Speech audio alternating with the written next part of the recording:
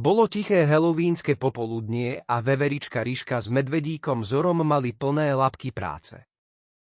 Pripravovali svoje košíky plné sladkostí. Zoro, vždy starostlivý a zodpovedný, uložil svoje cukríky úhľadne do košíka a starostlivo ho postavil vedľa veľkého kameňa. Veverička, ktorá milovala sladké oriešky, si košík položila na konárik pri svojom domčeku. Obaja sa tešili na veľkú halloweensku oslavu v lese, kde si všetky zvieratká mali vymieňať sladkosti. Do oslavy bolo ešte dosť času a tak sa zvieratká išli hrať na nedalekú lúku. Naháňali sa, spievali a zabávali sa. Za pár hodín sa pomaly začalo stmievať a vo vzduchu bol cítiť chladný vánok. Zoro natešene bežal skontrolovať svoj košík. Avšak keď prišiel ku kameňu, zistil, že polovica jeho cukríkov bola preč. Zoro sa poobzeral naokolo, ale nikde nevidel žiadne zvieratko, ktoré by sa k jeho košíku mohlo priblížiť. Čo sa to mohlo stať, premýšľal. Veverička sa k nemu rýchlo pridala a zamyslene sa pozerala na prázdne miesto v jeho košíku. Po chvíľke rozmýšľania sa rozhodli, že skontrolujú aj veveričkin košík. Veverička preskákala po konáriku k svojmu domčeku, ale keď sa pozrela do košíka, vykríkla od prekvapenia. Jej sladkosti tiež zmizli. Celý košík bol prázdny. Cukríky, ktoré si tak starostlivo pripravila, neboli nikde. Zoro a veverička sa na seba prekvapene pozreli.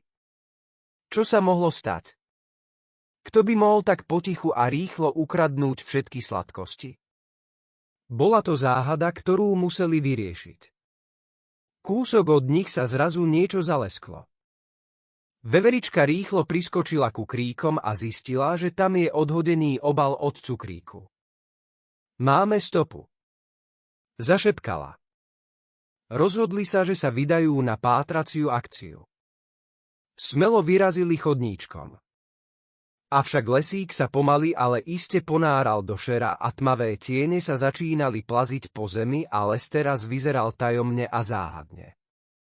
Veverička nervózne poskočila pri každom šuchnutí listov, ako keby očakávala, že sa za každým stromom skrýva nejaké strašidlo.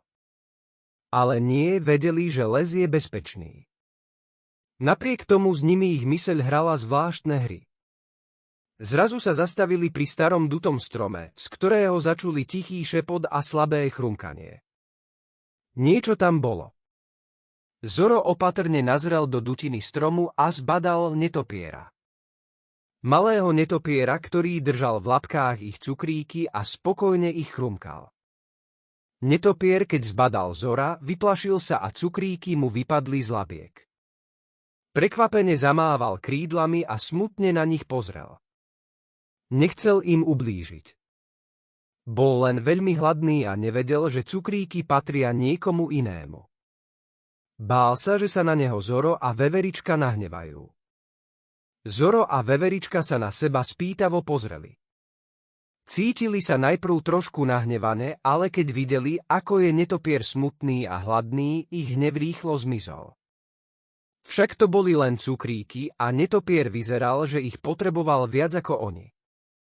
Netopier im povedal, že celý týždeň nemal čo jesť a keď zacítil sladkú vôňu cukríkov, neodolal a zobral ich, lebo pri košíkoch nikto nebol. Ospravedlnil sa a smutne dodal, že nechcel nikoho okradnúť. Zoro sa usmial. Povedal, že im to nevadí a že netopier môže ísť s nimi na veľkú halloweensku oslavu, kde si všetky zvieratká vymieňajú sladkosti.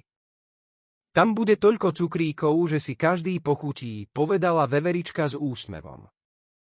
A tak sa traja noví priatelia vydali na veľkú halloweensku oslavu. V lese sa už začali zapaľovať malé lampióny a zvieratká sa zhromažďovali pri svetle sviečok. Spoločne si pochutnávali na cukríkoch a orieškoch a netopier bol šťastný, že má nových kamarátov. A tak sa lesom niesli len veselé hlasy a zvuky oslavy až do neskorej noci.